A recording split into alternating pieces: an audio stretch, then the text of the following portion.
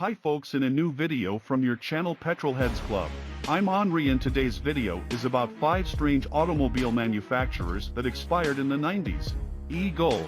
Chrysler's attempt to polish some of the assets gained when it purchased AMC from Renault in 1987, along with the fruits of its captive import contract with Mitsubishi.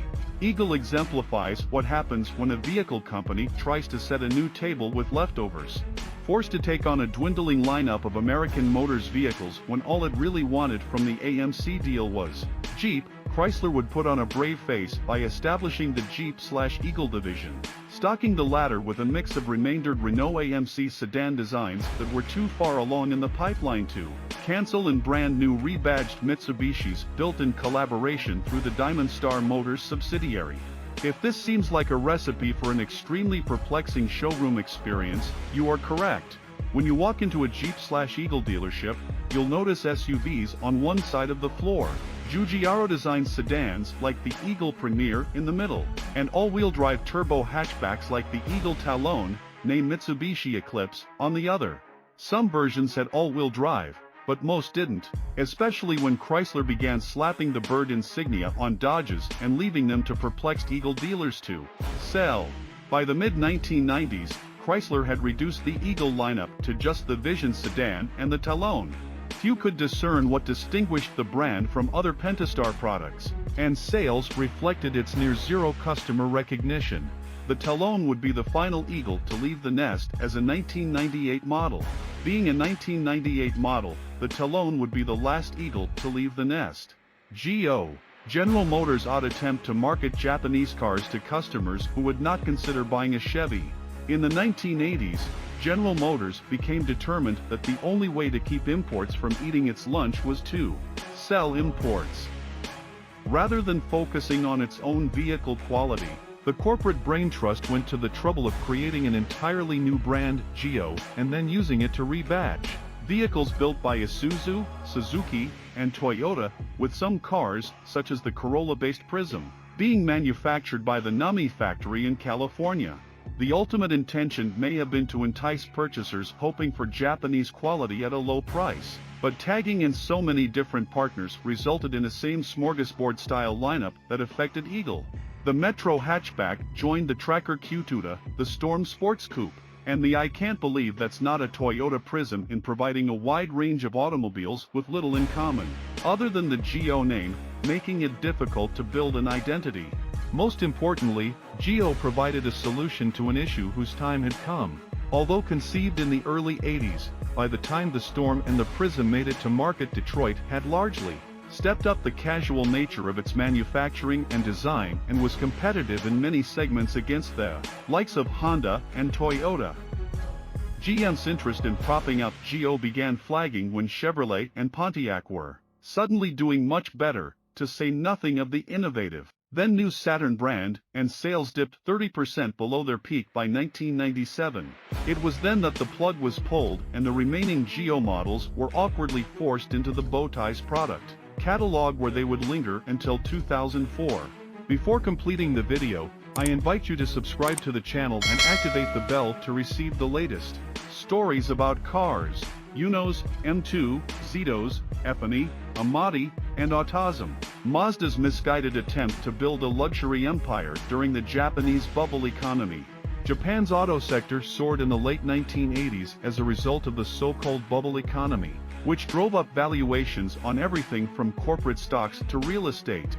Mazda made a huge drive to grow its activities both in its native nation and in Europe, seeing it as a never-ending party, by launching no less than 6 premium sub-brands.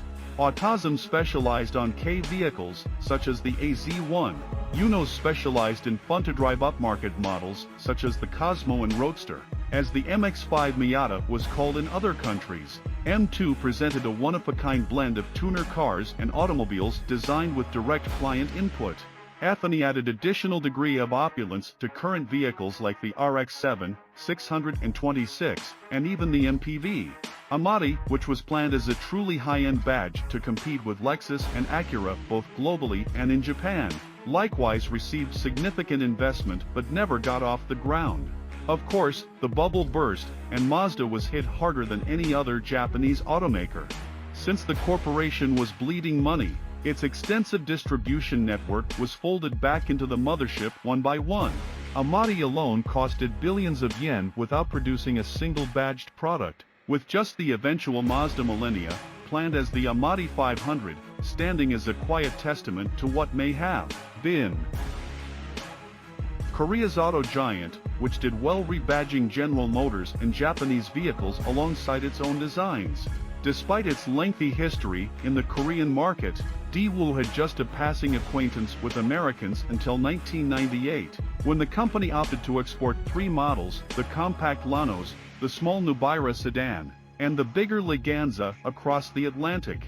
The automobiles were nothing spectacular and relied heavily on the fruits of previous cross-pollination with General Motors, but Daewoo made news by employing college students as sales advisors who were compensated with commissions and discounted cars in exchange for generating sales leads.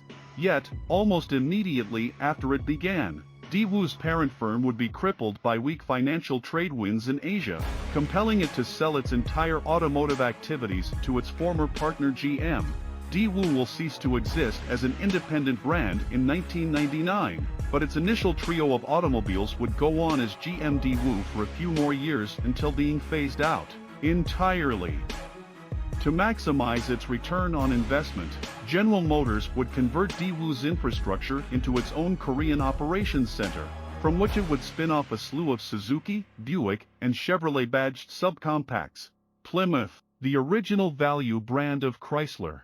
Plymouth has the strongest brand recognition among American automotive enthusiasts of any company on this list.